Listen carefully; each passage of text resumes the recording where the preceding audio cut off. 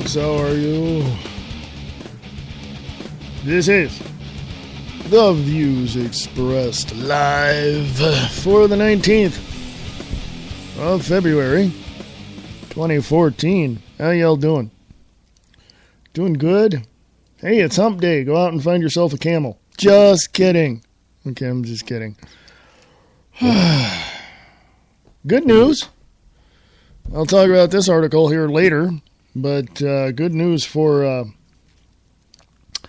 all you people worried about license plates. SeattlePI.com says that government cancels plan to collect license plate data. So there you go. That's good news. I'll talk about that one later. There's a lot of things, lots of things going on there. You know what I mean? So, anyway, what are we doing? What are we doing? Hopefully, from the stories I've heard recently, that the crap won't hit the fan as soon as we, like 6 weeks from now. Let's just hope that doesn't happen. I look at it this way. I've heard 3 or 4 times over the past year and a half, it's the government's going to shut down and blah, blah, blah, and then, nothing happens. Or, crap's going to hit the fan and nothing happens. So, you can cry wolf so many times before other people realize, that's a bunch of BS, and then of course that one time, somebody says something and you didn't believe it, and, they're coming and knocking at... Well, they don't knock. They just rudely interrupt what you're doing with tearing down your door and taking you off to a FEMA camp. So I don't know. So let's hope. Yeah, I'll be talking about, license plate readers there. Also... FCC to rewrite net neutrality rules, won't appeal the court. The court ruling recently about net neutrality. I'll talk about that one. There's a lot of things I want to talk about today, and mostly it's going to be me, discussing these things, If you're a prepper, I don't think you need me to tell you this, but get the hell out of the big cities. Yeah, I love San Francisco. Sacramento, not too bad. Places like Seattle, Sacramento, San Francisco, Los Angeles. Just leave. Dallas, Fort Worth, leave, Or, hey, on the other hand, I'm hearing that there's no taxes in Texas, so you may want to go there. Don't know. So what do we do? Well, it's real simple, folks. We prepare ourselves just in case. That pretty much equates, or I can relate that to car insurance. It's like, why do you need to pay for it every month or every 6 months? Just in case. Really? Oh, God. Anyway. Hey, when I get back from these, from this break, I take the one at the 5 after. I didn't take the one at the 20 after yesterday, which was kind of odd, but I did do the one at the half-hour mark. But I'm not beholden to any sponsors, but if you want to sponsor the show, that's cool. So just email me at freeamericaradio@unseen.is, or the email address right there on the Spreaker side of things, or the website at freeamericaradio.us. And, I'll tell you what you need to know. In the meantime, folks, don't go anywhere. I shall return. What is reality? The foundation of reality is based on many concepts. Each person perceives reality differently. In the book, The Grid by Marie D. Jones and Larry Flaxman, they explore the hidden infrastructure of reality. Get your copy today at Barnes & Noble and Amazon.com. The Grid by Marie D. Jones and Larry Flaxman. Photography is an art form, and Adventures in Photography shows you all of the forms of art there is in our world. Spencer Hughes captures the colors and works of natural art in his book, Adventures in Photography. For more information, go to spencerhughesphotography.com. Listen to Crash Talk with your host, Christopher John Taylor, on HTLA973.com. Misfit is a misfit. Samo. Ignorant of hygiene, destructive, disorderly, and totally disrespectful. It's the 5:15 with Samo on Samo Radio. AM 1700 Daytona Beach, Holly Hill. And Southnet 1. All aboard! Train's gonna love you. Take the last train to Boston. See them both run. He's leaving on that midnight train to Georgia. Leaving on the midnight. Sarasota's home for R&B and soul. The Razor Blade Express with Dave the Rave.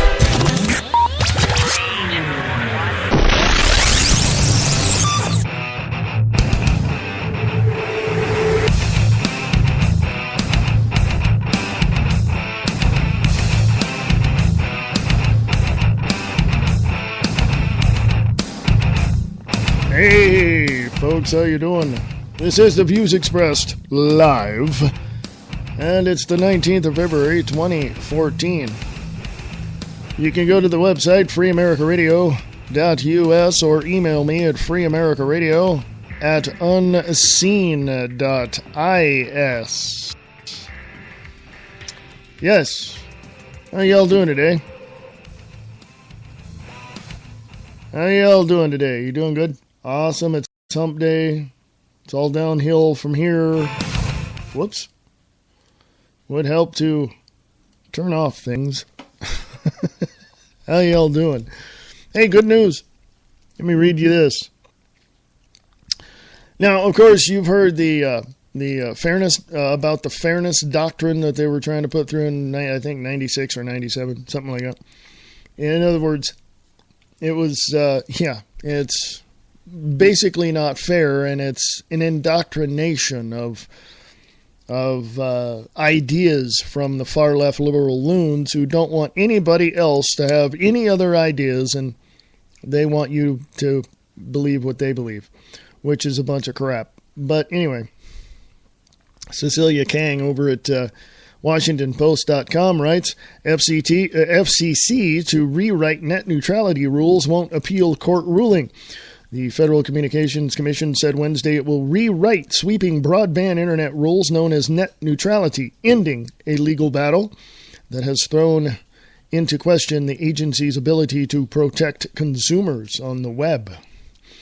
The FCC said new rules will ban internet service providers such as Verizon and Time Warner Cable from blocking websites or charging a firm like Netflix more for faster and smoother delivery of content. The move comes after a federal appeals court last month vacated the FCC's 2010 open internet rules. The U.S. District Court of Appeals for the District of Columbia said the agency overstepped its authority with the rules, but also noted that the agency has some oversight over the broadband industry. The FCC chairman, Tom Wheeler, said the agency won't appeal the court's decision, adding that the court opinion allows for the agency to rewrite net neutrality rules that conform with communication laws. Quote, I intend to accept that invitation by proposing rules that will meet the court's test for preventing improper blocking of and discrimination among internet traffic, ensuring genuine transparency in how internet service providers manage traffic and enhancing competition, unquote, Wheeler said in a statement, quote, preserving the internet as an open platform for innovation and expression while providing certainty and predictability in the marketplace is an important responsibility of this agency, unquote. The move is Wheeler's first major decision as he grapples with the agency's ability to regulate broadband internet firms under laws written for the telephone age. The legal limbo of the FCC has become a focal point for consumers, internet entrepreneurs, and advocates of free speech who say the internet has become a utility like the phone, as more homes use it as its main source of entertainment, news, and communication. Consumer groups have urged Wheeler, a former top lobbyist for cable and wireless firms, to reclassify broadband like a utility phone service, giving the FCC clear permission to create rules for the internet. Without reclassification of the broadband internet, they say the FCC will continue to be exposed to lawsuits. Verizon Communication brought the initial challenge to the FCC's rules in 2011. After public comments, new rules are expected to be complete by spring or summer, a senior FCC official said. Yeah, there you go. Sort of good news. What do you think? If you're in the Spreaker chat, please let me know. If you want to email me, that's cool. Free America Radio at unseen.is.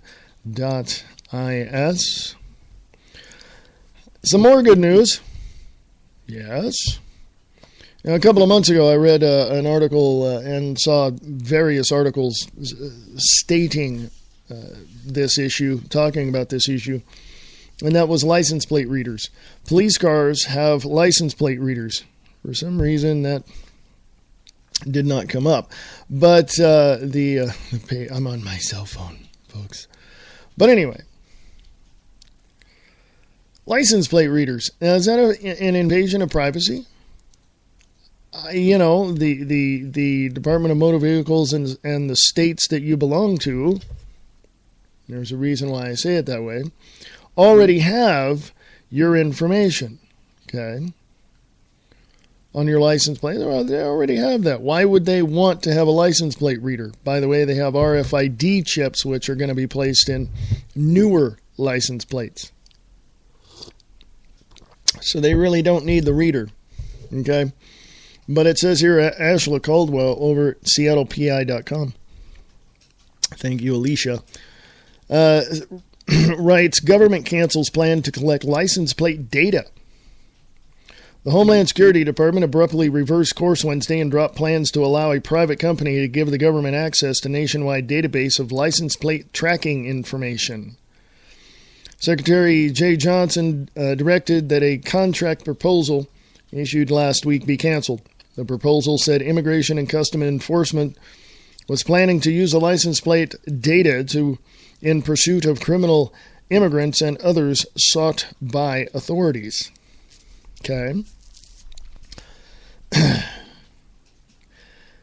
Jillian Christensen, an ICE spokeswoman, said the contract solicitation was posted, quote, without the awareness of ICE leadership, unquote. Quote, while we continue to support a range of technologies to help meet our law enforcement mission, this solicitation will be reviewed to ensure the path forward appropriately meets our operational needs, unquote, Christensen said. The department said Johnson has ordered a review of the proposal. The contract notice came amid growing concerns about government surveillance of U.S. citizens, but didn't address potential privacy consequences. Before the notice was canceled, Christensen said the database, quote, could only be accessed in conjunction with ongoing criminal investigations or to locate wanted individuals. Unquote. Law enforcement has been using license plate readers for several years, but privacy advocates have raised concerns that the unchecked collection of such information could allow for the tracking of an average citizen's every movement. Lawmakers around the country, meanwhile, have been wrestling with whether or how to control the collection and use of license plate data. At least 14 states are considering measures that would curb surveillance efforts, including the use of license plate readers. License plate readers, essentially cameras that snap rapid-fire pictures of license plates and vehicles as they pass, are in use in a host of locations by private companies and law enforcement. But it's not just the license plate number that gets recorded. The readers, whether they are mounted on police cars, traffic lights, or toll booths, record the date, time, and location of the vehicle when the picture was taken. According to the contract proposal, the government wanted, quote, a close-up of a plate and zoom-out image of the vehicle, unquote. The Homeland Security Department have also wanted instant and around-the-clock access to the records and is asking for whoever wins the contract to make the information available through smartphone app. It is not clear from the contract notice how long individual records would be kept or what other government agencies may have access to the trove of records. Jennifer Lynch, a senior staff attorney with the San Francisco-based Civil Liberties Group Electronic Frontier Foundation, said these unknowns represented serious privacy concerns. Yes. How can it be private? Seriously. You're just reading a license plate. But apparently all that metadata is very valuable. They can track you with that. They can get the license plate number, get your home address. Doesn't the Department of Motor Vehicles or the Secretary of State already have that? Just curious. Just wondering.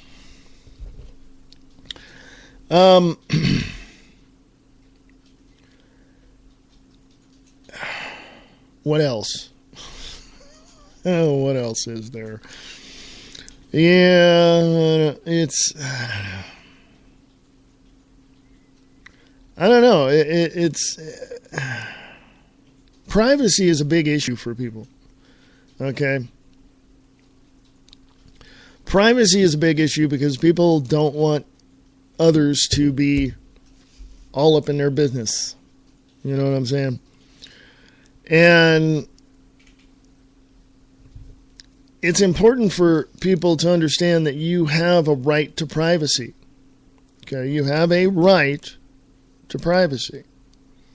And a lot of people say no. You have a expectation of privacy no matter where you go, even in your car. So if a cop has a camera on his dash and he's pulled you over, the Supreme Court said that you can record him as well. So there's this little camera called a GoPro. You might want to put that in your back window. I'm just saying. I'm just putting it out there. You can do whatever you want.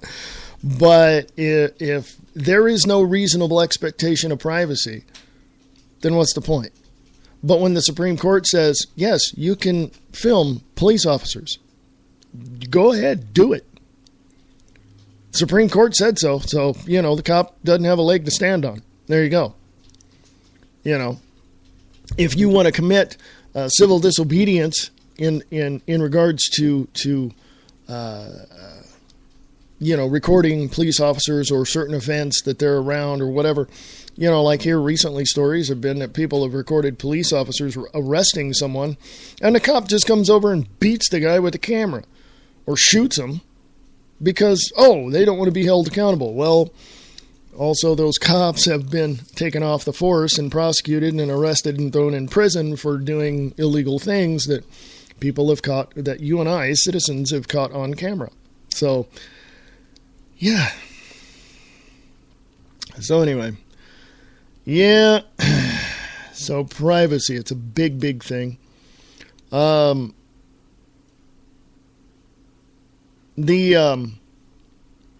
else? I gotta use my phone to go to Free America Radio on Facebook. So give me a moment while I stall.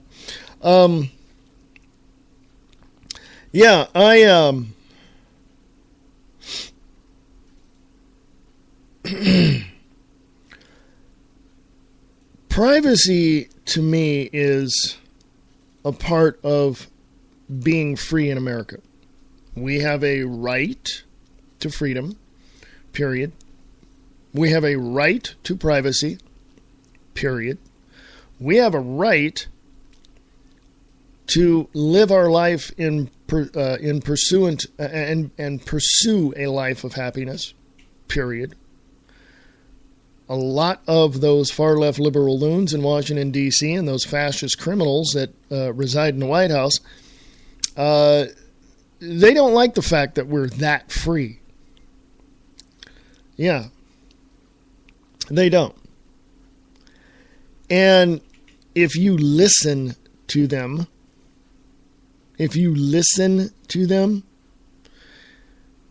you got to hear what they're saying, not what you hear. In other words, you got to read between the lines. Because they're telling you one thing, but behind closed doors, they're doing something else. Kind of like President Woodrow Wilson in 1913 signing the Internal Revenue Act and the Federal Reserve Act behind closed doors. Yeah, pretty much signing over all the, financial markets to the Rothschilds and the Rockefellers. Yeah. It's just amazing, Just amazing. We have to have the privacy. We have to have the ability to be free. And you former military and current military know what I'm talking about. And most of you law enforcement folks know what I'm talking about. There's a Constitution, a Bill of Rights, 1st, 2nd, 3rd, 4th, 5th, 6th, 7th, all the way up. All these amendments protect you as well, by the way. And you're going to sit there and let your government, your bosses in the White House tell you what to do, when to do it, why to do it, and violate the Constitution in the process of telling you what to do? I'm so glad that about 80% of the law enforcement and military in this country have already said, and it's on record, go look it up, they said if their COs or bosses told them to take the guns away from the American people, they would defy that order. They would. Just like the citizens in the state of Connecticut. The state of Connecticut said, no, you can't, you have to register your guns. And guess what the citizens did? Yeah, gave the big middle finger to the Connecticut government, the state-run government, and said, screw you people. We're going to buy up guns. We're going to store them up. We're going to have them. And we're not going to register them. That's just the way it is. And that's the way it should be, because they have a Second Amendment right of the Constitution and the Bill of Rights to own, keep, and bear arms, period. Don't like it? Well, you gun-grabbing fascists that say guns should be banned, how about doing all of us a favor? Jack it, pack it, and leave. China and Russia would love your citizenship. Bye. Have a nice day. Enjoy yourself. I've had people get on me about that. I have a right to say that guns should be banned and I'm not leaving the country. Well, hey, while you're arguing with me, other people are packing your stuff for you and getting your belongings together, and they're going to ship you off themselves. I don't know. I just get sick and tired of people whining and griping and moaning and groaning about how gun owners are responsible for hundreds of thousands of deaths. No, it's the stupid people that own guns. Like your domestic terrorists. Hello, street gangs. Do you know where they get those guns? Yeah. Do you know that your street gangs are funded by the proceeds from Fast and Furious? Did you know that? Thank you, Attorney General Eric Holder, who's leaving. He said he was resigning his post. So, yay.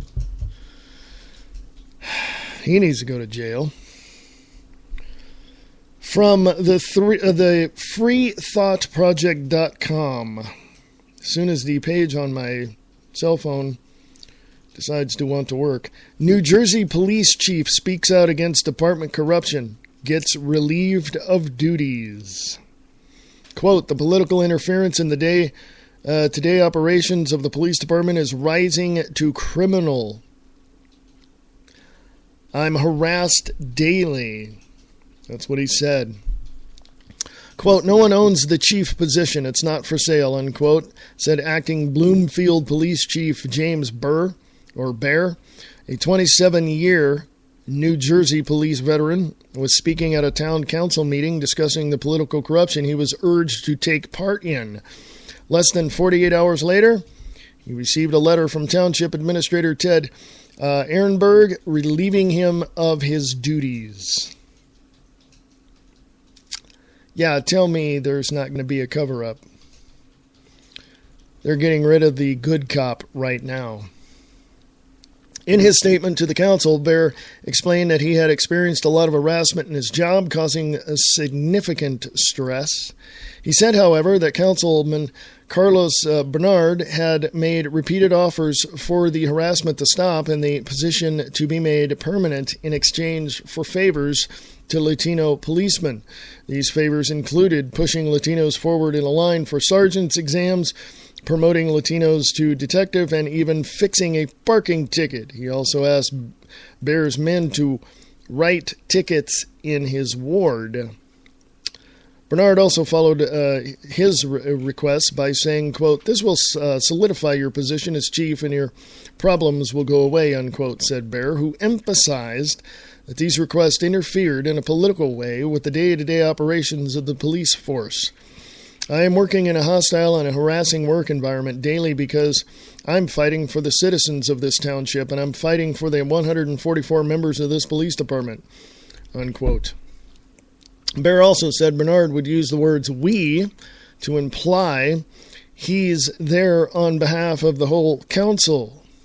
Bernard was not at the council meeting. In his statement, Bear said that the position of police chief belonged to the taxpayers, not to other officials, and that Hispanics are not more important than any other minority group. When Bear was placed on leave, officials, including the mayor, claimed that it was due to concerns over Bear's health. Corruption isn't a new phenomenon in politics, and it certainly isn't a new phenomenon in New Jersey politics. It's relevant to note, though, in large part because of the increasing number of appointment positions in Americans' local, state, federal governments. Indeed, under Agenda 21 specifically advocates the creation of more and more unelected and bureaucratic positions. People in unelected positions report to other officials, many of whom may have agendas instead of simply to the people. This creates almost inherently corrupt positions, and Bear's suspension shows what can happen to a qualified candidate who doesn't play the game. Bear's experiences should be at the back of every American's mind when they see bureaucrats emerging. Quote, "Not all law enforcement is appointed or hired. Sheriff is an elected position." By the way, your sheriff in your county is the highest of all law enforcement in the area. Now, of course, the governor can come in and say, well, let's do this, let's do that, let's figure this out. And that's the only person that sheriff answers to. He doesn't answer to a mayor of a city. Okay? He answers to the county board of supervisors in that, because he's an elected official. He also answers to the governor and the lieutenant governor and all those folks. He doesn't answer to a mayor.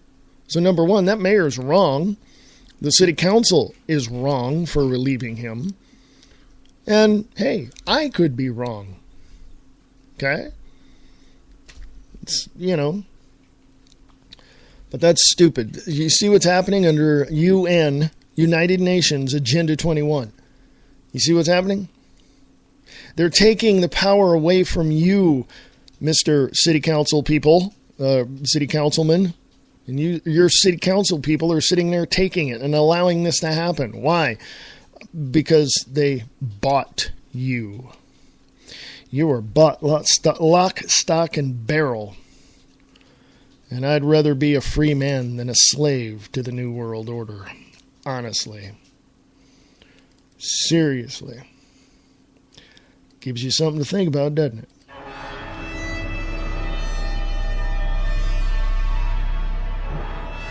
What's that moving in the shadows? Claranormal Talk Radio. With your host, Steve Hembry. Right here on RadioKahuna.com.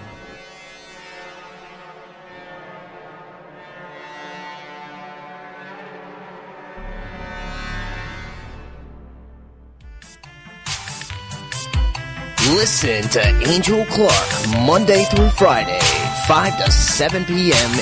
Eastern Standard Time on the Radio Freedom News Network. RadioFreedom.us.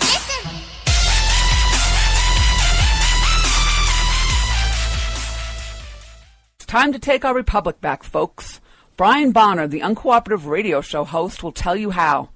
Join us for the ride of your life.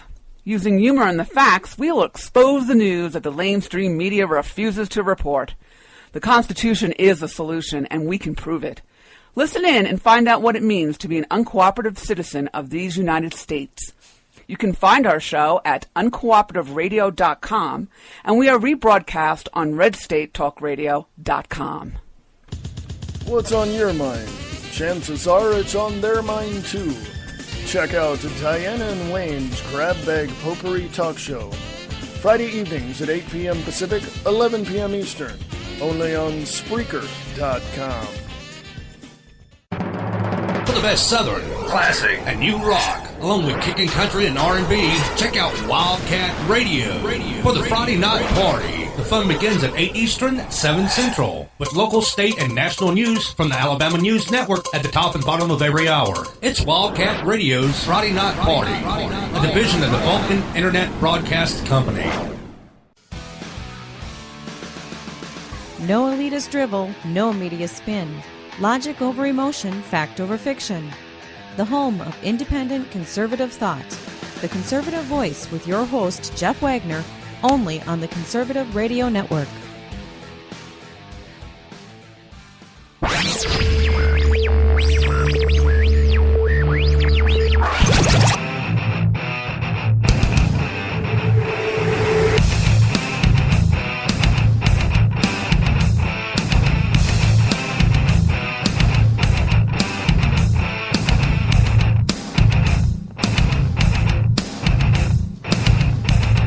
Hey folks, welcome back. This is the Views Express for the 19th of February, 2014. Can you believe it's the middle of February already? Dang, man. I don't know. Email me. Free America Radio at unseen.is. Free America Radio at unseen.is. Yes, there we go. Go to unseen.is and check all that out as well. That's more secure.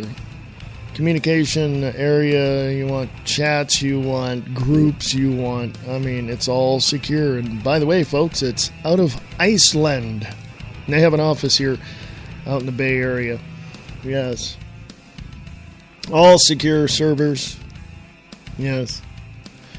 Anyway, hey, I want to give a big shout out to the one and only Christopher John Taylor over at HTLA973.com. Go check out Crash Talk with Christopher Crash Taylor right there on HTLA973.com. Yes. Also, go check out The Truth Factor with your host Brian Keller and his buddy Nick. Coming up in about a week or so, they've got an expose. Go to BK Factor on Revolution Radio at freedomslips.com to check out his daily show as well. That's Brian Keller. Also, go check out Nick Tucker at Distorted Reality with Nick Tucker on Facebook, and also distortedreality.podbean.com. Go check that out. Awesome. We have a lot going on. Wow. Is it me, or is it time just going really slow? From the American Center for Law and Justice. They are warning of an Obama administration plan to place government monitors in newsrooms via an FCC proposal that could turn every major news network and newspaper into little more than a state media mouthpiece. Yeah. I just read you about the FCC, didn't I? Yeah. Of Quote, the Obama administration has developed a formula of what it believes the free press should cover, and it is going to send government monitors into newsrooms across America to stand over the shoulders of the press as they make editorial decisions, unquote, writes ACLJ's Matthew Clark, noting that the plan would also extend to newspapers, which the FCC doesn't even have any business being involved in or involved with. Number one, people, alternative media. Support alternative media because we are the ones that can drive the nail into the coffin of these, moronic fascists. Go to freeamericaradio.us and donate to the Free America Radio Network. Help us get to the next level. Donate to alternative media. It's the only way you're ever going to get the truth with the facts. Hey, let me give you a little shout out also to Pete Santilli over at GorillaMediaNetwork.com. Go check out his show as well. Continuing, distrust in mainstream media has been on the steady decline for years, with a recent Gallup poll confirming that just 23% of Americans trust the institution of television news. The lack of confidence has driven ratings down, with MSNBC losing almost half of its viewers over the course of just 12 months, shedding 45% of its audience. CNN has lost 48% of its viewers over the same time period. The United States world ranking in terms of freedom of press has also fell to number 46, below the likes of South Africa, Slovenia, and Lithuania. That's by Paul Joseph Watson over at PrisonPlanet.com. Let me tell you something, folks. Russia, yes, the Soviet Union, President Vladimir Putin over there, former KGB, Russia has more freedom of speech and freedom of press than we do, okay? Which kind of is, I don't know, what, a dichotomy? Is that what you call it? Because this country was built on freedom of speech, freedom of press, freedom of assembly, freedom of expression. And now this government, Washington, D.C., and that's little g, Washington, D.C. government, is telling you and I that we don't have free speech. Have you checked around your town lately, folks, and seen the signs that say free speech zone on poles and stuff? Yeah, just around that little area, that's... No. You need to go down to the city council meetings that are open to the public. And I haven't figured out when ours here in the biggest little city in the world is, but I'd go down there, and I'd hold up the Constitution, I'd hold up the First Amendment, and tell them specifically, these free speech zone signs you have around here, they're against this thing right here. It's called the Constitution and the Bill of Rights of the United States of America. Now, either you take down all those signs, or we're going to keep protesting. That's just the way it is. Now, you don't like it? I don't care. You're going to have to follow the Constitution. And if you don't, we got some elections coming up, don't we? You want to fight fire with fire. No. You just ain't getting out of it without getting burned. You know what I mean? Now, flip that coin over. If you perform civil disobedience, you get out there and you do your thing and you're doing all that and filming it, of course, because the Supreme Court says you can. And they say, well, no, we're going to do what we want, or you're wrong, or whatever. If they are telling you that your constitutional rights are, only for that place where that sign is, yeah, remind them of one very simple little thing. They're elected officials. And we have midterm elections coming up. So you make demands. Now, of course, you got to look at it this way too.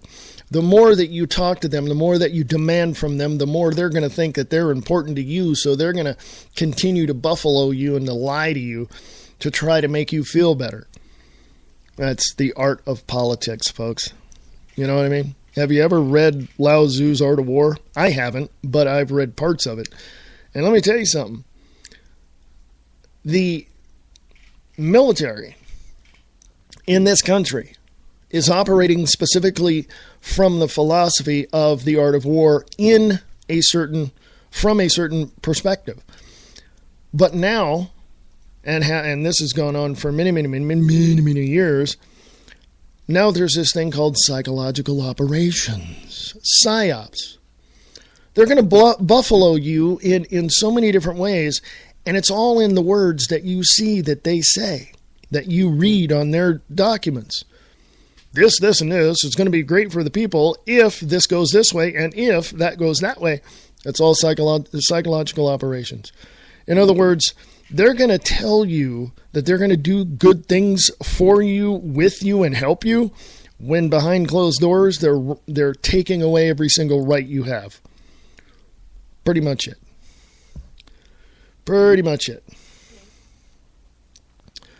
From Liberty for All on Facebook, officials in Connecticut stunned by what could be a massive statewide act of civil disobedience by gun owners.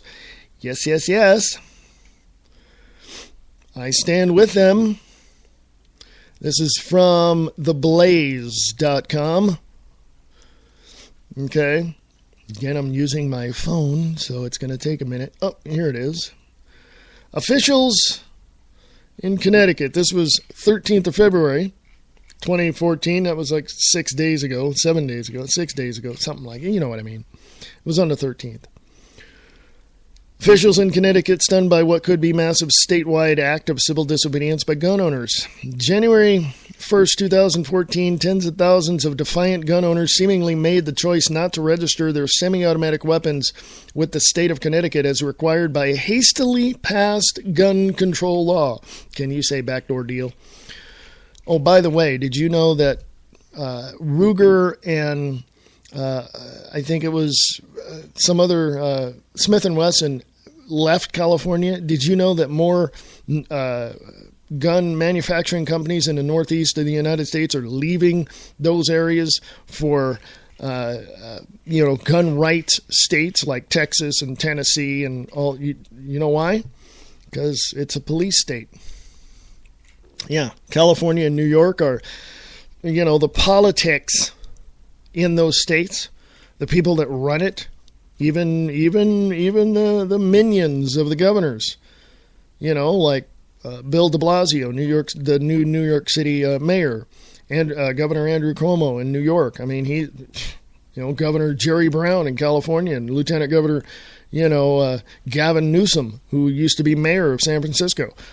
They're all bought and paid for. They're in the hands of the New World Order. They're going to operate under Agenda 21 Sustainable Development, UN policies. They're bought and paid for. That's the politics. But the people can step up and say, no, up yours, we're going to take our state back. But you see, folks, there's too many cowards out there that don't want to do that. Okay. On January 1st, 2014, tens of thousands of defiant gun owners seemingly made the choice not to register their semi-automatic rifles with the state of Connecticut as required by hastily passed gun control law. By possessing unregistered so-called, quote-unquote, assault rifles, they're deer hunting rifles, folks, they all technically became guilty of committing a Class D felony overnight. Police had received 47,916 applications for quote-unquote assault weapons certificates and 21,000 incomplete applications as of December 31st, Lieutenant Paul Vance told the Courant. At roughly 50,000 applications, officials estimate that as little as 15% of the covered semi-automatic rifles have actually been registered with the state. Quote, no one has anything close to definitive figures, but most conservative estimates place the number of unregistered assault weapons well above 50,000 and perhaps as high as 350,000, unquote. The report states, needless to say, officials and some lawmakers are stunned Due to the new gun control bill passed in April, likely at least 20,000 individual people, possibly as many as 100,000, are now in direct violation of the law for refusing to register the guns, as the Blaze noted above. That act is now a Class D felony. Really? By the way, no one needs a license for a gun. I've said it before and I'll say it again. Any state legislation and any state legislator that proposes gun control laws is in direct violation of the Second Amendment of the Bill of Rights of the Constitution of the United States of America prior to 1871. Go look it up. Mike Lawler, continuing with the article, Mike Lawler says, quote, the state's top official in criminal justice, that's who he is, suggested maybe the firearms unit in Connecticut could, quote, send them a letter, unquote. However, he said an aggressive push to prosecute gun owners in the state is not going to happen at this point.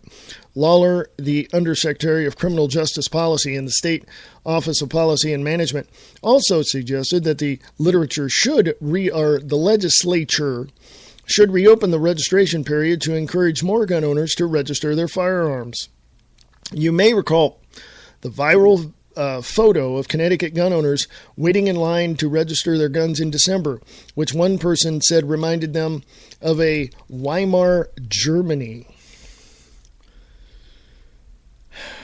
Republican State Senator Tony Guglielmo, I don't know how to pronounce it, sorry Tony, told The Current he recently spoke to a constituent at a meeting in Ashford who informed him that some of his friends with semi-automatic rifles are intentionally taking a stand. Quote, he made the analogy to prohibition, unquote, the lawmaker recalled. Quote, I said, you're talking about civil disobedience? And he said, yes, unquote. Civil disobedience.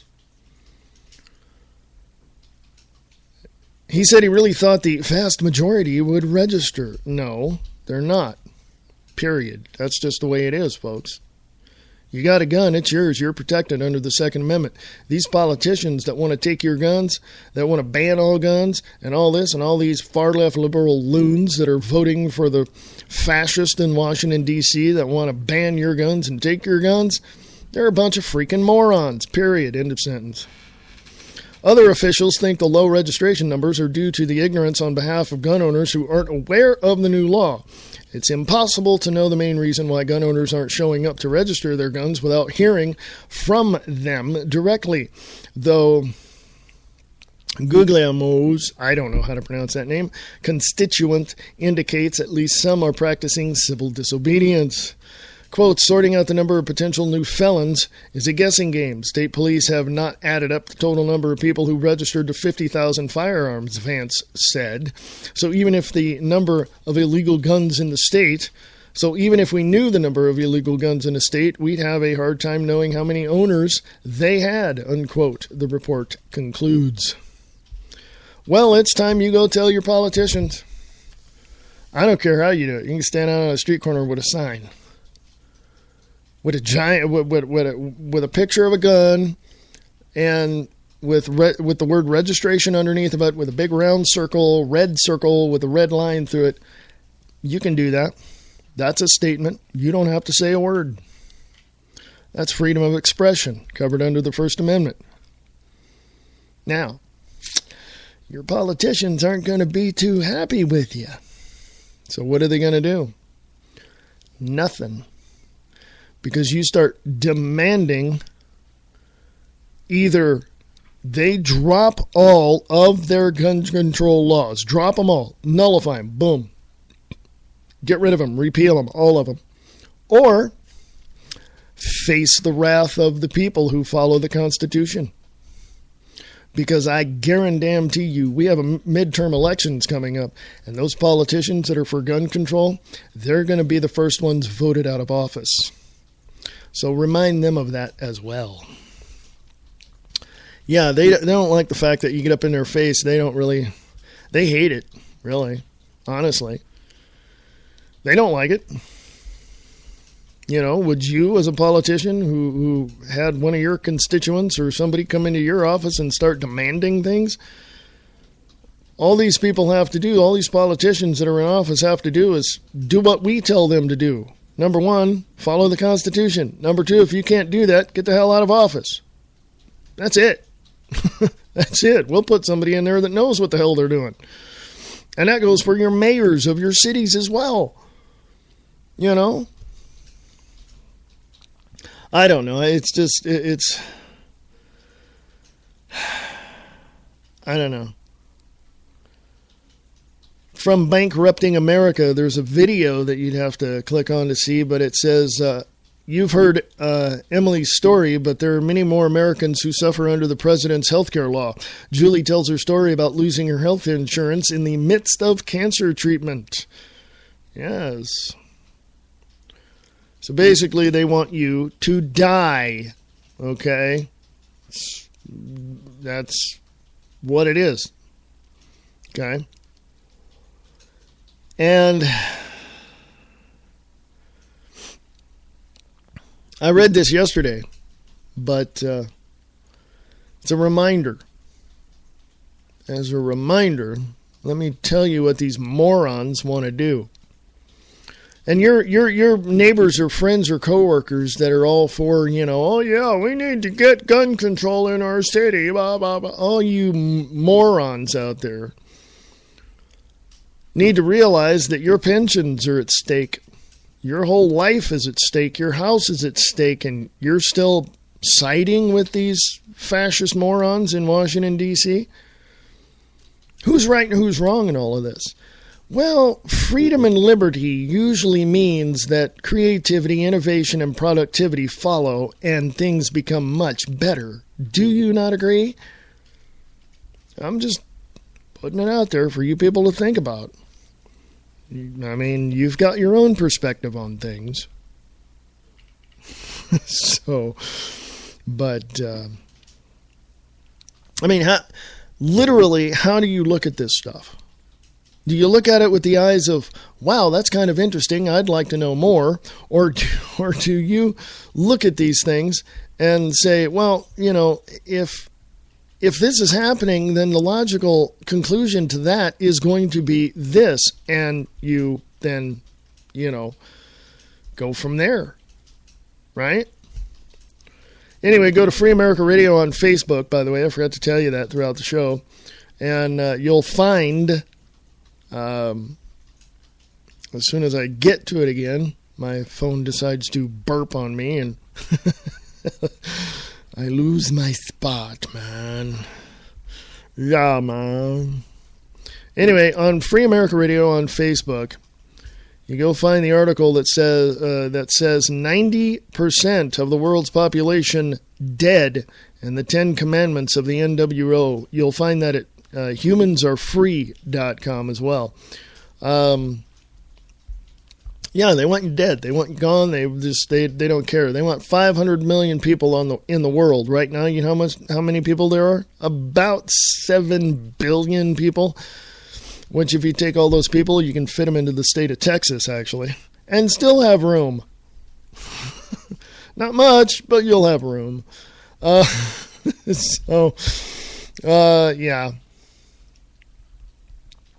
So anyway, I'm trying to find another article here.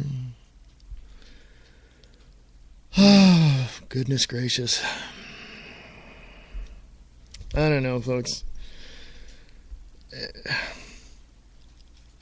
How do we determine what is right and wrong?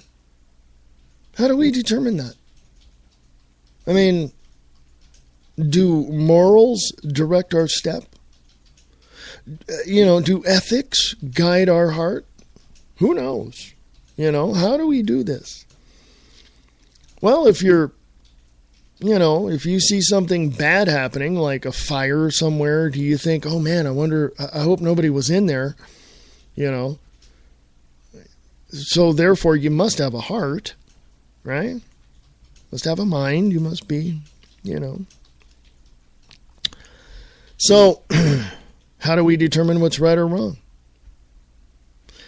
I think what it is if things are positive and everybody's happy and laughing and things are good, then, hey, we're going in the right direction, I would believe. But if everything is falling apart and people are losing their jobs and, people are pissed, and, yeah, not such a good thing, So,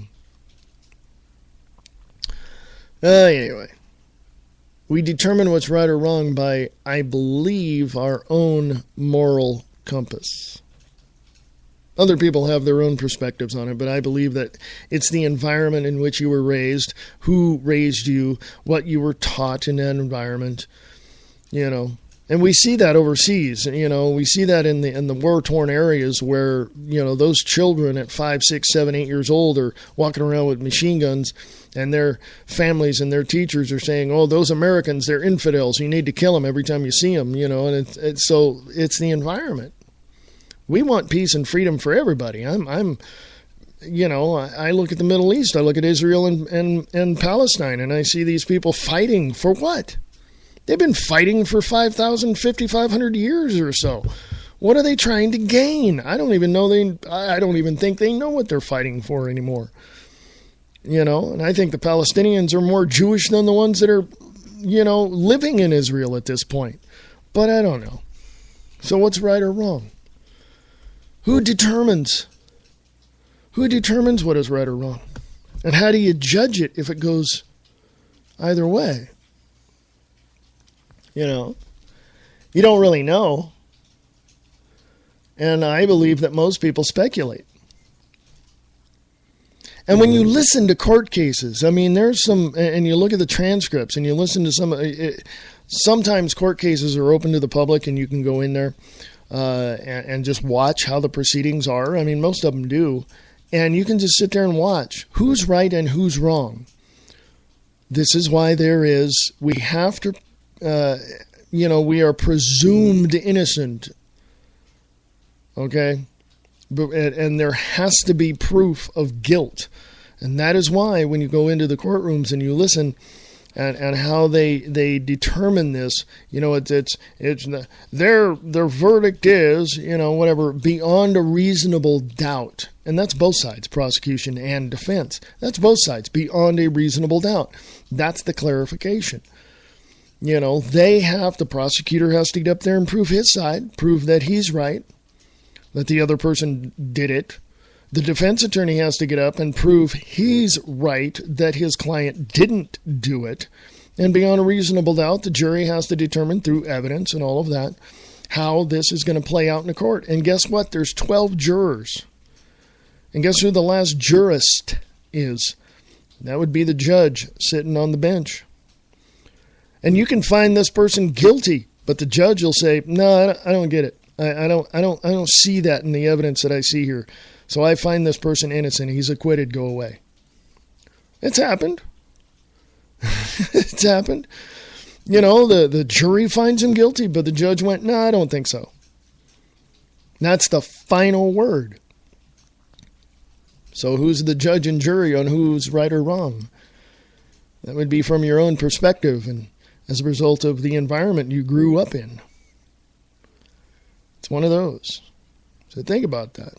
Question everything. Question everything. You can question me. I don't. Hey, if you think I'm totally out in left field and don't know what I'm talking about, question me. Email me. Go ahead. Free America Radio at unseen.is.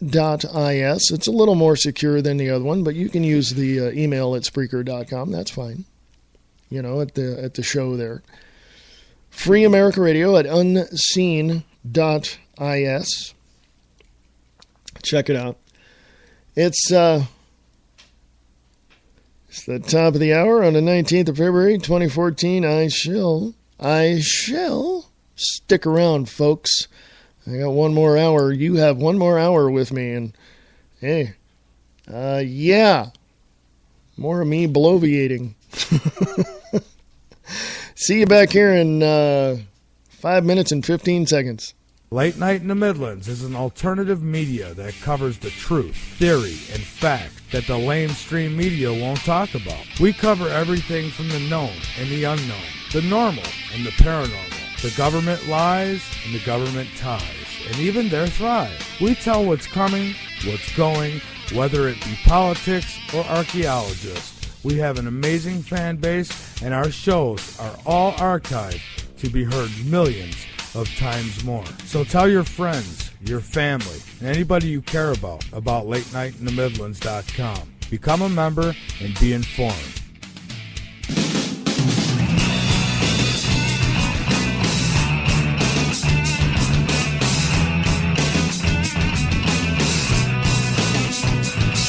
Get your morning started with the Morning Brew on 92.6 The Blitz. Music from the 60s, 70s, and more. The Blitz 92.6. Go to radiorocktheblitz.blogspot.com.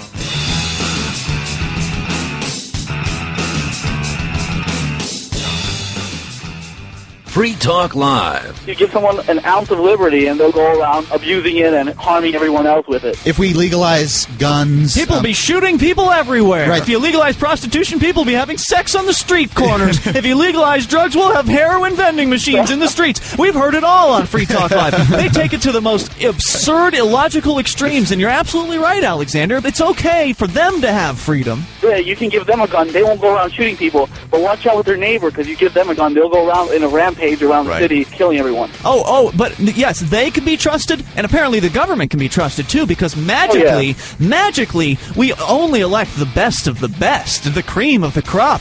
The bureaucrats that are administering these programs are the upper echelon of society, the most trustworthy individuals. Oh, yeah. Sometimes when I squint, I swear I can see a halo above their heads. Free Talk Live, 7 nights a week from 7 to 10 Eastern, live on the Liberty Radio Network at LRN.FM. Are you tired of the mainstream media? The media that is so biased, you wouldn't even let your dog listen to it? Well, there's an answer. Angel Club. On RadioFreedom.us. Just listen to her fans. One hell of a writer. I've read a considerable amount of her articles and quite impressed. Until Angel, my life was void of meaning. I want to thank you for saving my goldfish from drowning. I love Angel Clark's honesty and her down-to-earth concern about the people. She is very dedicated. Angel, we need you. This Angel's a sexy woman. I think she's going to go places, but I don't know where. Ladies and gentlemen, she does a good job. If it wasn't for Angel, you saved his life, and I will be indebted to you forever. SussexCountyAngel.com. Be a part of Angel's Army. Monday through Friday, 7 to 9 p.m. on RadioFreedom.us. Free Talk Live. Do you guys have a zombie plan? I'm just wondering what this country's going to do if we had some sort of apocalypse like that. Like a zombie attack. Do? People coming out of the ground, like in Thriller, like in Michael Jackson's like 28 Thriller. days later, like a virus or something. Oh, okay. I mean, people don't come back to life. Well, no, there are different kinds of zombies out there. Now, but let me go through the types of zombies. I mean, you've got the ones that can crawl out of the ground, right? And then she was talking about like an infection kind of zombie, like a la Resident Evil, for instance. So ideally, if you're going to have to perish at the hands of a zombie, which would be the preference? Would you prefer to have your brains eaten, or would you prefer to become one of them? I think I'd rather just die. The last thing I'd want is, of course, the people you split up with. Then I'm talking my wife and my child. I'm coming back. I'm wanting to eat Laura's brains. It's bad. It's bad. Free Talk Live, 7 nights a week from 7 to 10 Eastern, live on the Liberty Radio Network at LRN.FM. What does freedom mean? Tune in to LRN.FM to find out. LRN.FM is the Liberty Radio Network, a collection of live talk radio and podcasts, all coming from a principled pro-liberty perspective. LRN.FM show hosts aren't left, right, or conspiracy kooks. You can tune in 24/7 to LRN.FM via your phone, computer, satellite, and more. Listen free anytime at LRN.FM. That's LRN.FM.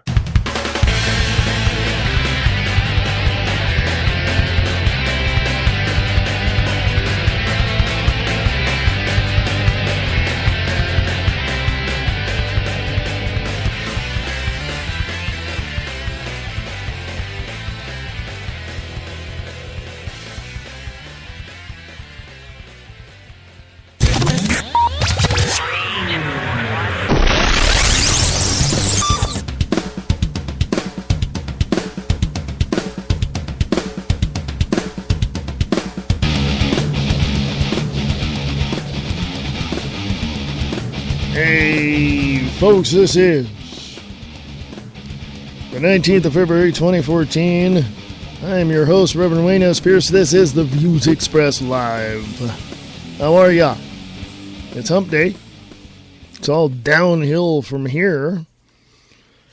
This is the Free America Radio Network, sharing the truth one fact at a time. Yes. Big shout out to Mr. Bob Brutus over at wakingupthemasses.com. And all you folks in the Chickamauga, Georgia area listening to me on 1610 AM on micro broadcasting. Mr. Bob Brutus will tell you more about that later. His show, Kicking the Capstone, comes up right after this show at the top of the hour, top of the next hour. Anyway, hey, let's go to California, shall we? No, literally in this article. The Christian Science Monitor has this article, California Drought, Farmers Cut Back Sharply, Affecting Jobs and Food Supply. There's a video. Go check that out. With drought limiting water deliveries from Northern California and the price of irrigation skyrocketing, farmers' fields lie fallow and the politicized debate over solutions rages. Yeah. Tell Los Angeles to give Northern California back their water. How's that? How about? And there is a proposal. I heard this last year, as a matter of fact. There was a proposal to cut California in half. North California, South California. How's that going to work? You know what I mean? Anybody got any information on that? Send it to me. Free America Radio at unseen.is. Free America Radio at unseen.is. Los Baños, California. Besides the bulb-lit freeway signs every 10 miles along California Interstate 5, serious drought help save water. They are printed placards posted in sparsely blooming almond and cherry groves, asparagus fields, and mile upon mile of empty, dry, cracked, or tilled earth. Quote, no water equal no food. No water equal no jobs. No water equal no future, unquote. On the scruffy shoulder of Joe Del Bosque's 2,000-acre patchwork of asparagus, almond, tomato, cherry, and cantaloupe fields just outside of Central California town of Los Baños, about 60 miles northeast of Fresno, is his own more specific sign. Farmer water cut, 50% cut 2010, 60% cut 2009, 65% cut 2008, equal higher food cost.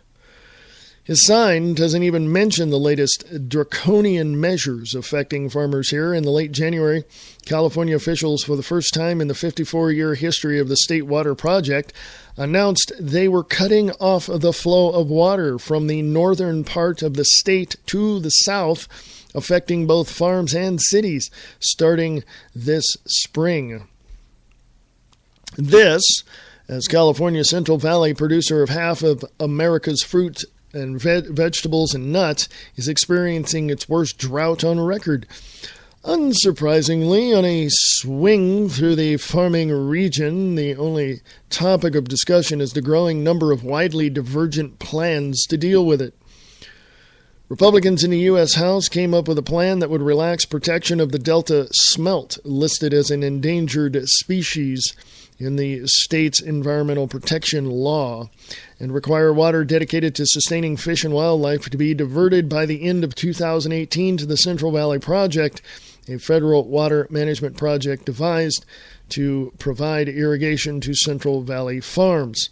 Democrat Senators Dianne Feinstein and Barbara Boxer last week came up with another drought aid plan, which would provide $300 million to increase the flow of water from Northern California, where the state receives the majority of its rainfall, to the south, but would also require environmental protections to be upheld.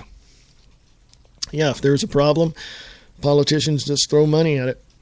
Continuing, and Friday, President Obama announced a $1 billion, that's billion with a B, folks, Climate Resilience Fund, designed to help communities deal with the effects of climate change. Farmers say $1 billion doesn't go very far in a state as big as California, which has a $60 billion farming industry, and wondered aloud if the $160 million in federal assistance Mr. Obama outlined for food banks and livestock would really help farmers that much.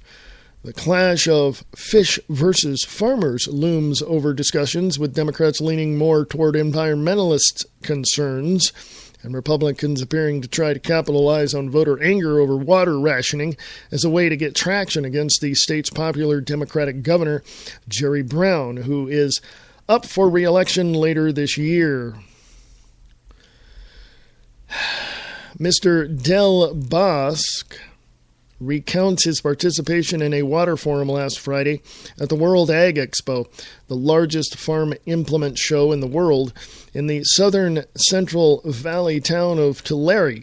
Farmers told their stories in front of politicians, the media, and water agency officials, noting over and over that when farms fail, migrant workers lose their jobs, and local stores and communities and schools all suffer.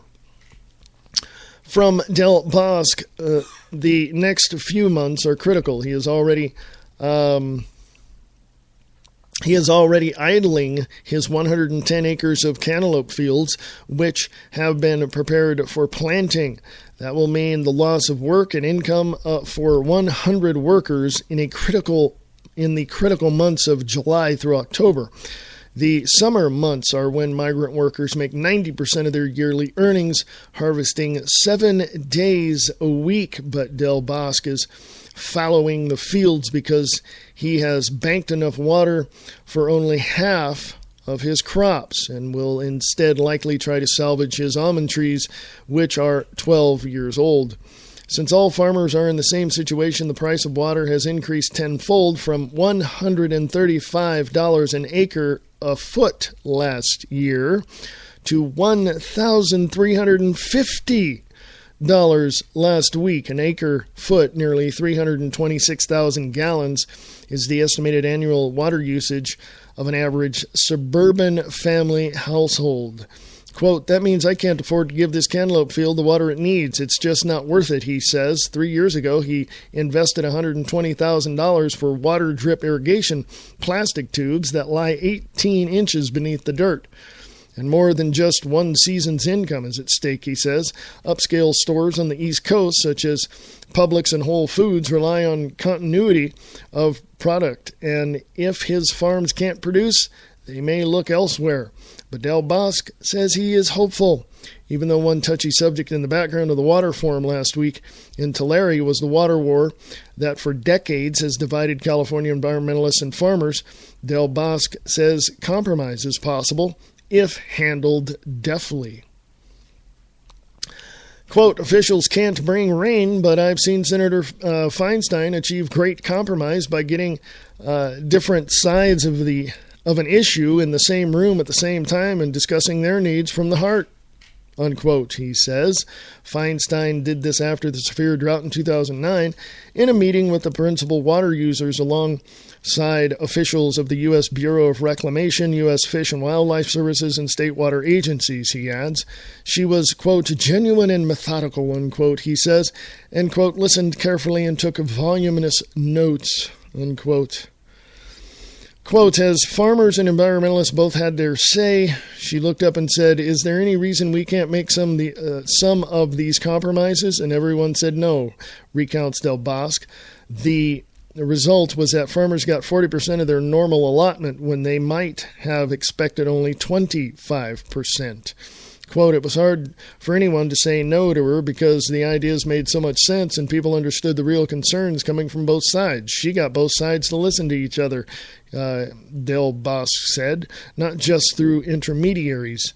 Farmer John Harris from the southern Central Valley town of Coalinga was also at the featured forum participant in Tulare. Since 1937, his family has been farming 33 crops, from salad bowl vegetables and melons to citrus, nuts, and wine grapes, and he openly comes down on the side of the farmers in the fish versus farmers debate.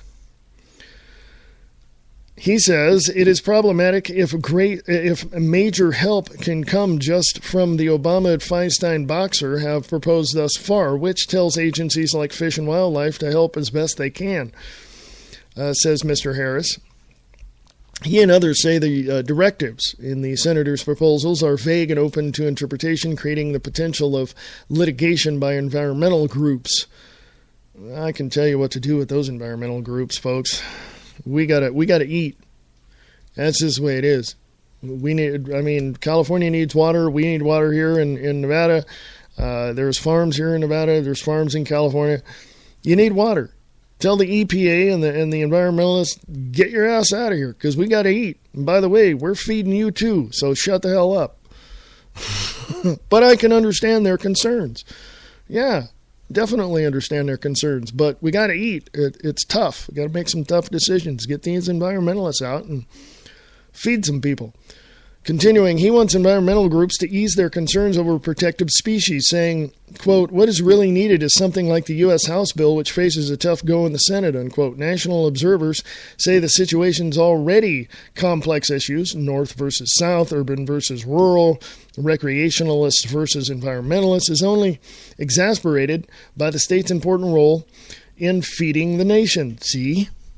There you go. Kick these people out and feed some people. You know what I'm saying? It's that freaking simple. So, what is the potential political fallout? Quote, disasters of this sort are often bad for incumbent office holders, despite the fact that they are not responsible for the difficult conditions, said Stephen Shear, a political scientist at Carleton College in Northfield, Minnesota. Quote, there is one way for Obama, Feinstein, and Boxer to make the best of this troublesome situation. That is to bring in federal aid and lots of it. California is an important political base for the National Democratic Party, and it's likely to be at the front of the line for relief in such situations, unquote. In other words, what he's saying is, hey, you got your buddies, you got your Democratic fascist buddies in California, why don't you go help them out? Obama said no. Go look at some of this. Search for Obama cuts off California or whatever you want to put in the search engine at startpage.com. It's amazing how it's just amazing how this all comes down to one thing, and that is, again, I mentioned it before the break. Who's right and who's wrong? You've got these environmentalists, this is up on Free America Radio on Facebook, by the way. You got these environmentalists who are saying, well, you got species of animals, that are not, they're not going to, really? Really? Yeah. Okay.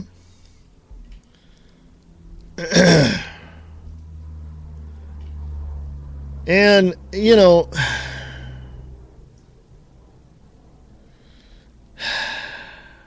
I don't know what to tell you. Continuing on here, it says the other analysts outside the state say that as profound a problem as the drought is,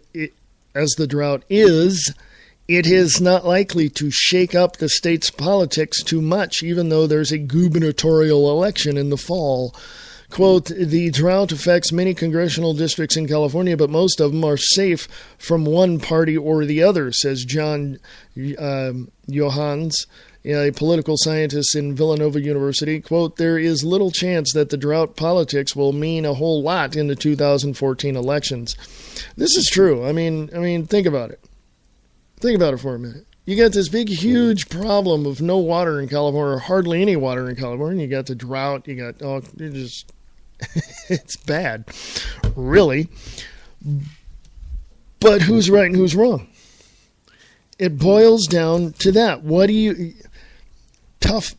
this? Tough love. You gotta look at tough love. What is tough love? You look at the environmentalists, you say, look, here, there have been hundreds and hundreds and hundreds of species of animals that have, since the creation of the planet 4.5 billion years ago that have died off because of progress, naturally or man-made. Let it go. We need to feed some people. We need to grow some food. We need to, help these people stay, working and alive. And all you people are doing is throwing a monkey wrench into the situation. Get the hell out of here. We don't need you. Bye-bye. Like I said, I understand the environmentalist point of view. I understand it because I used to live in California. Hello? So I understand it. I grew up in the farming, in the San Joaquin Valley, which is mostly, if you look at the San Joaquin Valley, is mostly on the outside of the towns like Lodi and Galt and Stockton and Modesto and Manteca. That's all farmland, okay? That's all farmland, okay? I grew up in that area. I know these environmentalists are going, but we don't want to kill these, really? I got to feed my family. Years ago, my mom was telling me that her aunt, my aunt, had a farm. My mother lived on a farm with my aunt and her mom and, stuff like that, right? And the grandparents and she didn't grow up there. She, lived there until she was going to school and got married and had me and my brother and blah, blah, blah, that kind of thing. But she said that somebody came to her house, to my aunt's house, literally told her, hey, you've got acreage here. Let's take parts of this acreage and not grow on it. Okay, and we'll subsidize you in ways that'll help your farming grow, literally. And my mom told me that my aunt told the guy, get the hell off of my property. I don't need you. So that's what we need to do. Get out of here. We don't look back in the 90s. What was it? Farm Aid with Willie Nelson and John Cougar Mellencamp and all that. All that stuff was happening before that. Farmers were, interest rates were really low and the farming, bills came through and farmers can buy new equipment to upgrade, to do this, to do that. Oops, a year later, interest rates shot back up to the point where farmers couldn't afford it and farms were being foreclosed on. Okay? We're talking massive amounts of land, like hundreds of acres. And if you follow the money, guess who bought them? Yeah. I'm not going to say Monsanto specifically, but companies like that. Yeah, it became, instead of mom and pop farms, it became corporate farms. And of course, then you get to GMOs and all this kind of crap. So, folks, we're headed for disaster if you want to continue to believe that the Democrats and who are progressives in their heart and the Republicans who are progressive by their party, are there to help you. They're not. They're not. Get it out of your head. These people are not there to help you. These people are there to harm you, to enslave you, to put you in a position to where you're just going to have to give up. And I know Californians, they ain't giving up that easy. Okay? These farmers are not going to give up that easy. All right? Oh, and by the way, these farmers have guns. There's over, 50 million plus people in California or something like that. I don't think the government wants to mess with California. Okay? I really, really don't. If they think they can come in and start taking away farms and all this, you better think again. By the end of the year, you people in California need to do one thing. Vote this jackass, Jerry Brown, out of office. I'm old enough to remember when he was governor. Guess what? He screwed up then, he's screwed up now. My mom's old enough to remember Pat Brown, his father, who was, as my mom says, he was a total idiot. That's just the way it is. And the Democratic Party wants you to be enslaved to them. And the Republican, quote-unquote, party, they want to do everything they can to try to make your transition into enslavement much easier. That's all it is, folks. By the way, let me clear something up for you. Newsflash, hello. There is no two-party system. Never has been. So don't even get your hopes up that one party's going to, outdo the other. It's never going to happen. They're both bought off by George Soros money. They're both bought off by corporations. They're both funded by not your dollars. They're not there for you. There might be, well, let me correct that. There might be a handful. And that's not very many when you consider there's 535 congressmen and women in Washington, D.C. that represent you. It's not that many that are trying to, they're trying to straighten things out. Senator Trey Gowdy, he just gets right up in there and tells it like it is. And he gets right up in their face. So who's doing what? Who's going to judge who? Who's going to make the choices for you and I? It's going to be you and I making the choices for you and I. Not the politicians. The politicians are a bunch of idiots.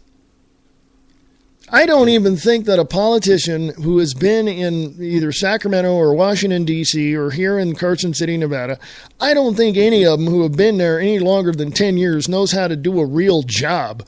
To go out on a heavy tractor to do farming or work in a warehouse driving forklift or putting up orders. I don't think any of them know what hard work truly is. I really don't. And if any of you governors or any of you people out there think I'm wrong, then you can email me and let me know. Okay? That's just the way it is. And you people that are siding with these Democrats, with these stupid, moronic, progressive people on both sides of the aisle, folks, there's progressives in the Republican Party too. Go look it up. Progressives everywhere. If you're siding with these people and not with the Constitution or we the people, then, I got a problem with you. You got a problem with the Constitution and the Bill of Rights and freedom and sovereignty in this nation? Yeah. I got a problem with you. Why don't you go read the Constitution? By the way, Mark Dice, the political analyst and talk show host, went out and questioned people about the Bill of Rights. And guess what? Nobody really knew what the hell it was. Go look Mark Dice on Facebook. He's got the video up there. He also told people, hey, did you know that Franklin Roosevelt, or one of the presidents, did you know that he died yesterday? He's out there telling these people, Martin Luther King died in a car accident last week. Martin Luther King Jr. And people are looking at him, oh my God, really? It just goes to show how stupid people really are, how uneducated, how mindless, how much of a sheep these people really are. Yeah, go back, watch your stupid Fox News, go watch your stupid CNN, go watch your stupid MSNBC and your damn, what's his name? Chris Matthews, the idiot there, and Piers Morgan over on CNN. You go watch those people. Yeah, go ahead. Because you're dumber than a box of rocks if you do. And the next step in your parade is having Department of Homeland Security come to your door, break it down, haul you away to a FEMA camp near you. That's just the way it is. You don't like it? Don't know what to tell you. I really don't. Do I know everything? No, I don't. And I'm good with that. Because if I knew everything, I'd be bored because there wouldn't be anything else to learn. Okay? And you don't know everything either. Okay? So stop thinking I'm wrong and start going out and researching this stuff. Okay? Because it's eye-opening. When I see this stuff, when I read this stuff, holy crap. I'm sitting there going, what? Like Walmart's going to, they're going to put facial recognition cameras in Walmarts now. Okay, to track you as a shopper. Have you seen the show Person of Interest? Okay, this is what they're doing, folks. They're tracking you. Did you know that little, device you have in your pocket called a cell phone is tracking your every move? Yeah, go to Google Play or go look, and you might have it right there on the front of your page there, right when you turn on your cell phone. It'll say Maps. Yeah, go look that. Go look at that. Seriously, go look at that. It's right there. You might have to collect something and go there anyway. But yeah, it's tracking you. It's right there, folks. I'm going to take 5 minutes and play you something from that I downloaded off of YouTube, and I call it Warning. So I'm going to play that for you right now. I shall return in 5 minutes and 17 seconds. You want answers? I think I'm entitled. You want answers? I want the truth! You can't handle the truth! We have before us the opportunity to forge for ourselves and for future generations a new world order. A world where the rule of law, not the law of the jungle, governs the conduct of nations. When we are successful, and we will be, we have a real chance at this new world order, an order in which a credible United Nations can use its peacekeeping role to fulfill the promise and vision of the UN's founders. Now, one side in this campaign has been telling us that the issues of this election are the maintenance of peace and prosperity. The line has been used, we've never had it so good. I won't have to worry about putting gas in my car. I won't have to worry about paying my mortgage. You know, if I help him, he's going to help me. But I have an uncomfortable feeling that this prosperity isn't something on which we can base our hopes for the future. The key point I'm making right now is that the economy is moving in a positive direction. And yet our government continues to spend $17 million a day more than the government takes in. You're telling me we got to go spend money to keep from going bankrupt? The answer, yeah, it's what I'm telling you. We've raised our debt limit 3 times in the last 12 months. And now our national debt is 1.5 times bigger than all the combined debts of all the nations of the world. We're going to raise the debt limit. We always have. We will do it again. We have $15 billion in gold in our treasury. We don't own an ounce. I have been informed that the majority plans to block consideration of this amendment, which is number 1367, regarding the transparency at the Federal Reserve. Foreign dollar claims are $27.3 billion. It said that China has now surpassed Japan as the U.S. government's largest creditor, owning at least 10% of all U.S. debt, perhaps as much as $700 billion.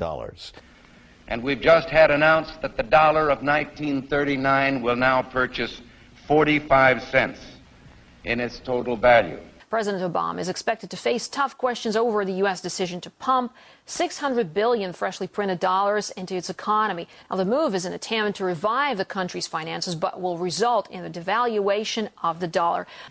We're at war with the most dangerous enemy that has ever faced mankind in his long climb from the swamp to the stars. We've got to give them a stake in creating the kind of world order that I think all of us would like to see. And it's been said if we lose that war, and in so doing lose this way of freedom of ours, you'll construct a legal regime to make indefinite detention legal. History will record with the greatest astonishment that those who had the most to lose did the least to prevent its happening. They're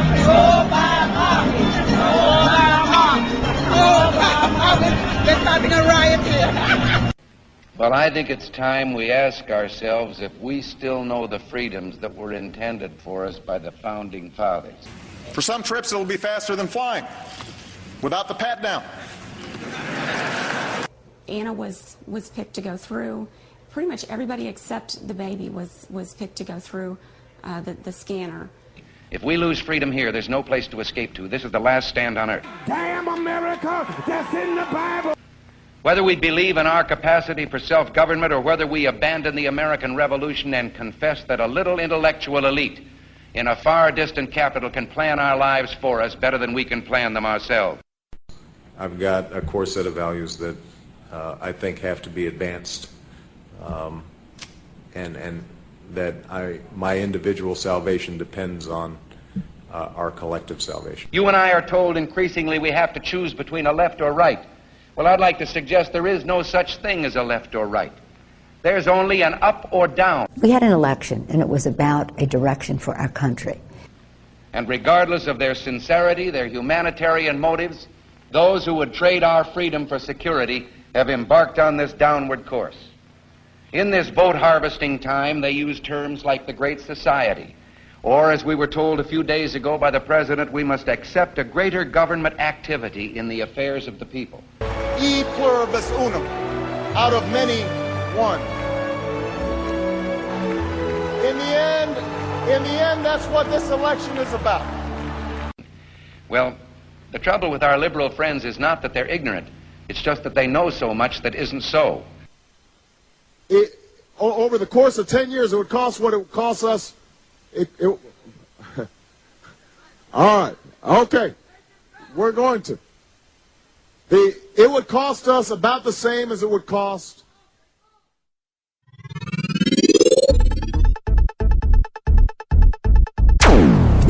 Get ready.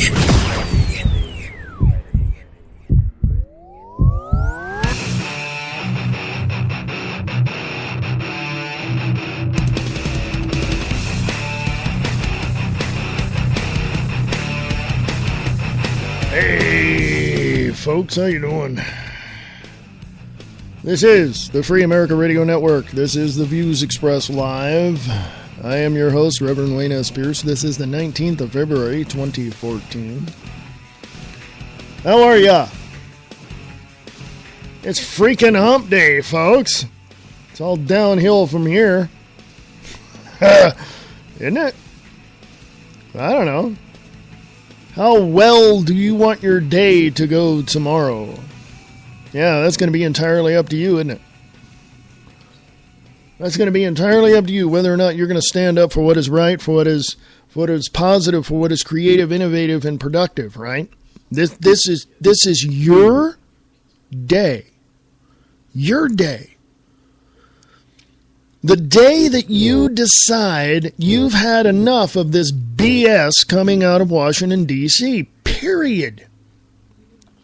This is your day that you look in the mirror and say, do I want this slavery, this tyranny, this fascist system to be a part of my kids' or grandkids' life? Oh, and by the way, don't think that your kids are not being indoctrinated with bullcrap coming out of Washington, D.C. Can you say Common Core? The Obamunists want Communist Core in the schools so they can indoctrinate your children with ideas of Marxist, Leninist, philosophies. Isn't it kind of crazy, though? I mean, think about this. You send your kids to school. They're there. You're hoping, as a parent, as a good law-abiding citizen, that your school is going to help teach your kids the differences between right and wrong and teach them the right history. Have you? Now, we've all gone to high school, have we not? Have you read? Do you still have your history books from those classes? Can you find where there's these things in your history books that say the facts of what the true history of America is? Because in the new history books, as of I believe it was 2009 or 2010, they don't have any of that. It's all glossed over. It's all, it's vague. It's, whatever. I should know. I had stepchildren and I had to help them with homework. I know this. But when you look at everything that's going on, just look at everything. Just go out. Next time you're out at the mall, next time you're out getting gas, next time you're at work, listen to the people talk. Listen to your coworkers talk. Listen to when your coworker comes to you, guys, when they come to you and say, hey, you want to come over and watch the football game? When you know for a fact that crap is happening all around you, that everything is being destroyed from within like a cancer, you're really going to sit there and enjoy that football game? Hey, I'm a sports guy. I like baseball. I like football, but I'm not obsessed every weekend watching it, wearing my favorite team's jersey and their hat and rooting for them. That's kind of, I don't know. Think about that for a minute. I mean, what are you going to do? You got a neighbor down the road, his house catches on fire. The first thing that your instincts tell you to do, your intuition, your instincts tell you to do is go and see if you can get your neighbor out. See if anybody was in the house, that kind of thing, right? Right? That's your first instinct, is to protect those around you. And your children, being in your home, mothers, are the first things you protect. I shouldn't say things. They're sentient beings with minds and dreams and thoughts and all of that. You do everything you can to protect them, do you not? Well, now we have a bigger bully in the schoolyard called Washington, D.C., and they have little bullies that are going around causing all sorts of problems for you and your family. Do you not have the balls to stand up and protect your family against them? Or your neighbors, or your friends, or your county, or your city, or your state? Think about it, folks. Just think about it. Next time you're out at the mall, next time you're grocery shopping, next time you're at China Mart, Walmart, Wally World, whatever you want to call it in your area, think about it. Watch these people. Just watch people. The greatest thing I ever did, and it was an eye-opener for me, it was when I was living in Stockton, California, and I went to Weberstown Mall, and I sat there. I just grabbed me something to eat, grabbed me a soda, and I sat right in the middle of the mall watching people. And guess what? You can tell a lot just by watching people. You can tell a whole lot just watching people. And I remember looking at what was there and watching people and see how, what I call the 1,000-mile store stare. Because you're in a mall and the first thing you want to do is go to the store. The things you want to do is you want to go to the store. You want to see what's there. You want to go to Starbucks. You want to grab something to eat. A lot of people say, well, I just go to the mall to enjoy myself, to take a breather from everything, and I just got off work, and I'm so stressed, I just want to unwind, and blah, blah, Yeah. Greatest thing to do is to sit in the mall and watch people. Not in a creepy way, I'm just saying. You sit there and watch people and look at what they do and how they move, what they say, and if you're lucky enough, or if you're fortunate enough, really, to not eavesdrop, but you hear what people say, you're gonna find that they're totally clueless as to what's going on outside. All they care about is going to work, getting a paycheck, going home, kicking their feet up, having a beer or wine or something, and there you go. But I know people who work their asses off and have gotten laid off because of certain things that they've, said at work, and we're talking to people about what's happening in the world and all this and everything, right? And then they go home and then they take it out on the family, and it's like, no, that's the opposite. That's the other side of the coin. No, don't do that.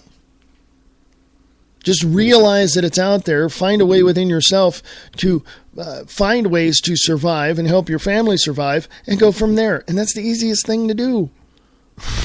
That's the easiest thing to do.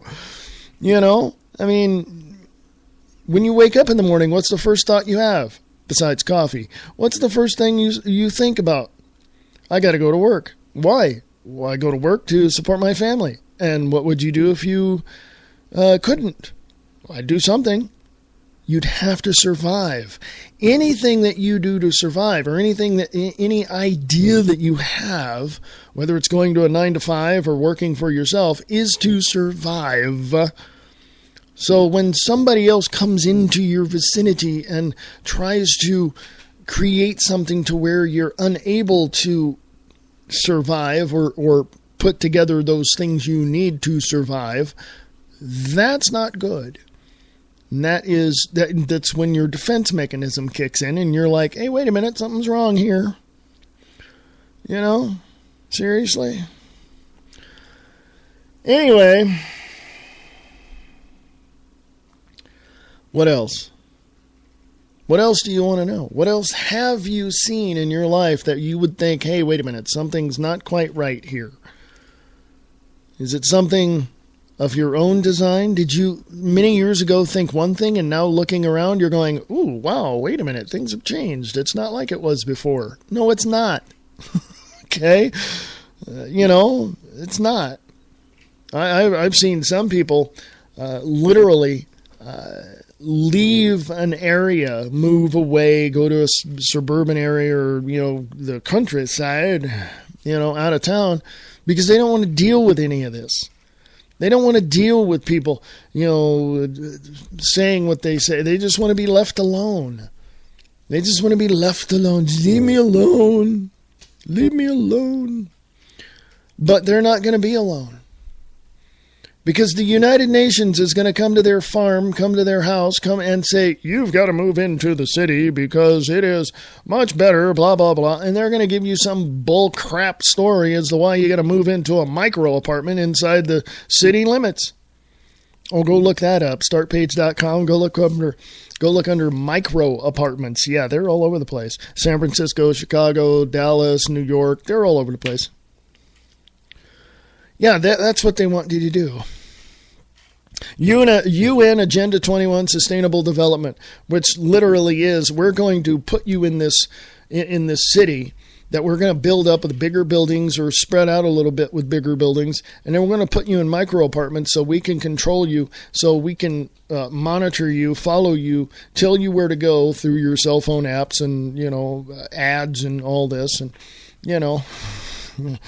yeah. Pretty much they're going to have a tether on you. Do you have a dog? Do you have a leash? That's pretty much what they're going to do with you. They're going to walk you around like a dog, And it's coming to that very, very soon, sooner than I think, Here it is, midterm elections this year. By the end of this year, we'll have those. And I would even go as far as saying this, and I've said this before on previous episodes. I'll say this.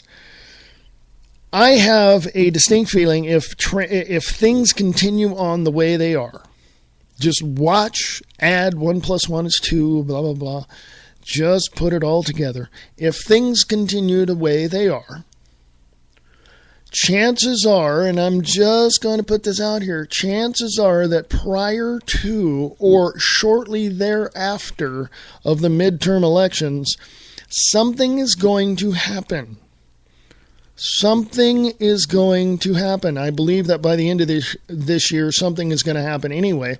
But prior to or shortly thereafter the midterm elections, something is going to happen, which is going to cause President Obama to suspend the Constitution, implement martial law, and you and I, as citizens, are completely screwed. If things continue the way they are. Now, there's good news here. Citizens in Connecticut have been told to register their assault weapons, their assault rifles.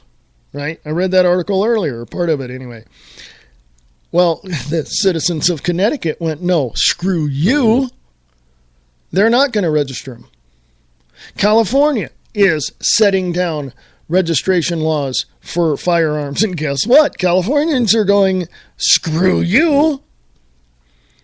So we're having that, I'm going to put it this way, we have that intellectual battle going on. But then again, how much of it is disseminated from groups that are fearmongers? You know what I mean? So you got to think about that one too. Where is the information coming from? How do we distinguish what is the correct, accurate, factual information? How can we do that? We just keep digging until we find what is not true and what is false, basically. So other states are doing it. Nevada, open carry state. We can walk around with our weapons on. In some cases, like casinos and banks and federal buildings, you can't take it into. Certain stores you can't take it into. So what's the point? People go, oh, crap, if I can't carry it in there, I don't want to carry it at all. What's the point? Well, see, all these businesses and the casinos need to understand one very vital, important thing, and that is Second Amendment. Period. End of sentence. Oh, by the way, when I was working at one of the casinos here several years ago, I asked one of the, I think he was the second or third in command of security, and I asked him, I said, okay, what if I want to stay here in the hotel and I have my firearm? Could I call ahead and have you guys secure it for me? And he goes, yeah. And I went, seriously? And I was like, yeah, they'd secure it for you. It's no big deal. And I'm like, what? How, what? Even with a concealed carry permit, you cannot go into a casino here in Reno, Nevada with a firearm. You can't. Which I believe is a complete violation of the Second Amendment of the Bill of Rights of the Constitution of the United States of America. I believe that right there is my license. I don't need one.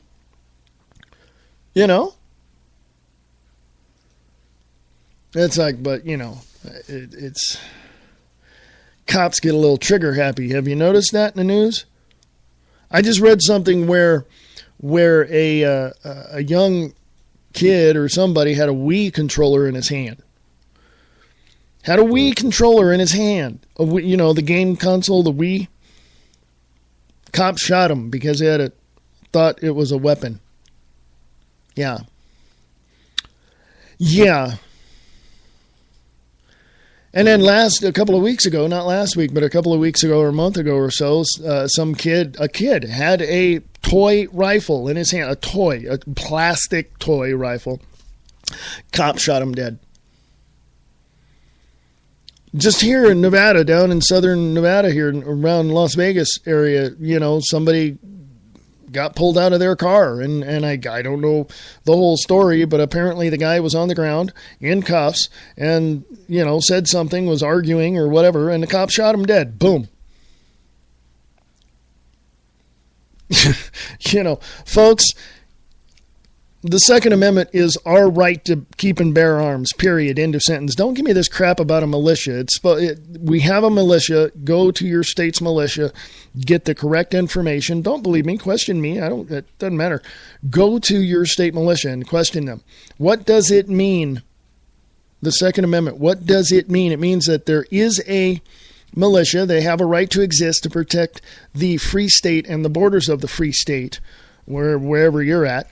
I'm here in Nevada, so it would be here.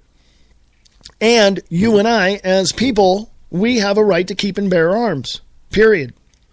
Do we need a concealed carry permit? No. Do we need a permit to carry a weapon? No. Do we need a federal firearms license? Only if you're dealing weapons. That's it. That's it. People are completely oblivious of the simple interpretation of the law. Again, the First Amendment, says we have freedom of speech, freedom of assembly, freedom of expression, freedom of religion, all of that, right? That's our founding fathers went, you have a God-given right to these, to these freedoms, and we are going to set down this protection for you to keep your rights. This is what they literally had in the First Amendment. That's why they had to write out all these amendments. First 10 amendments of the Constitution and the Bill of Rights of the United States of America. And that's what they did. They said, people have a God-given right for this. Well, there were arguments and people argued all over the place in Philadelphia, and they were just, the first Congress was going, whatever. So finally they all got together and went, well, let's amend this. First Amendment is this. Second Amendment is this. Third Amendment is quartering soldiers. Fourth Amendment is search and seizure. Fifth Amendment is, self-incrimination. All this, that, and the other thing. They had to do this because there were people that did not want anyone to say anything for any reason whatsoever. Shut up. You have no rights. There were people back in 1776, 1777, 78, 79. Constitution and the Bill of Rights was ratified December 15th, 1791. So, for 15 years, this whole battle of rights was going on. Finally, people got, they got a clue. They're going, yeah. And I bet the opposition got a clue really quick, like, wait a minute, our political career is at stake here if we don't compromise with this. You know what I mean? So, and this is why I say go to your city councils, go to your county board of supervisors meetings that are open to the public. Some of them are, some of them aren't. You're going to have to check with your area as well. Go to go to your state capitol and just say, look, here's the Constitution. If you're not following it, we want you out of office now. Demand them to resign. You have a right to do that. You have a right. You are a registered voter. You have a right to do that because these politicians don't realize that they work for you. You're their boss, period, end of sentence. Remind them of that. And remind them of the Constitution and the Bill of Rights prior to 1871, before the corporations went, hey, wait a minute. We want a piece of this pie. Yeah, go look that up too, startpage.com.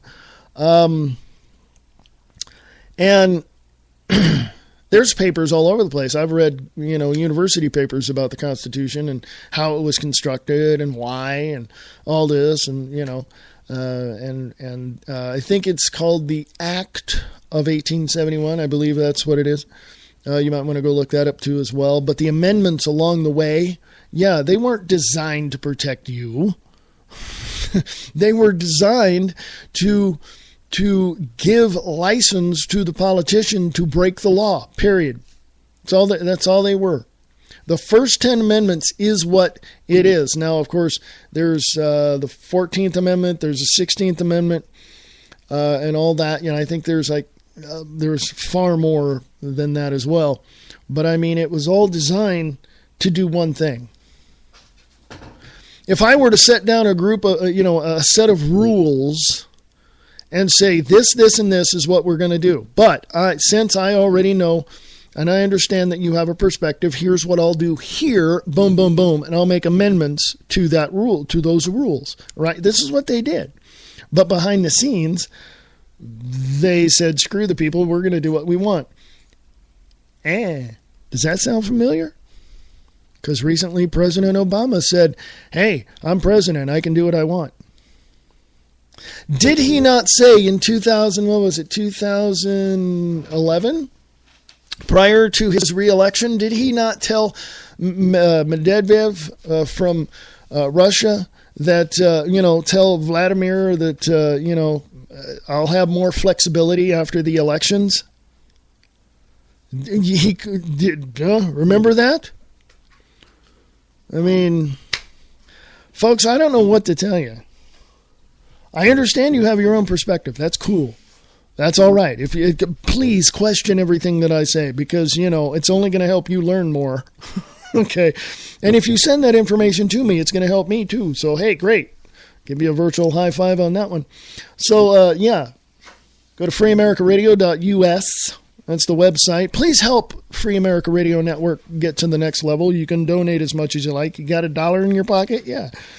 So, help us get to the next level. We are broadcasting live in the Chickamauga, Georgia area on 1610 AM on the micro broadcasting side of things. Over there with Waking Up the Masses and Bob Brutus, who's coming up here in a few minutes with Kicking the Capstone. Check his show out. You want to know about the Illuminati? You want to know about the Freemasons? You want to know about how this whole country began? Yeah, that's the show you need to listen to. Kicking the Capstone with your host, Bob Brutus, on wakingupthemasses.com. Yeah, it is just, oh my God. As soon as I get my technical issues fixed, I'm going to have him on the show, and we're going to talk more about the Illuminati and all of that, and everything. Yay. So email me if you have anything that you want to send me. Please do email me at freeamericaradio@unseen.is, unseen.is. And folks, I'll see you tomorrow, or talk to you tomorrow. Yes, 4 p.m. Pacific, 7 p.m. Eastern, right here on Free America Radio Network. We the people have the power. for we are America.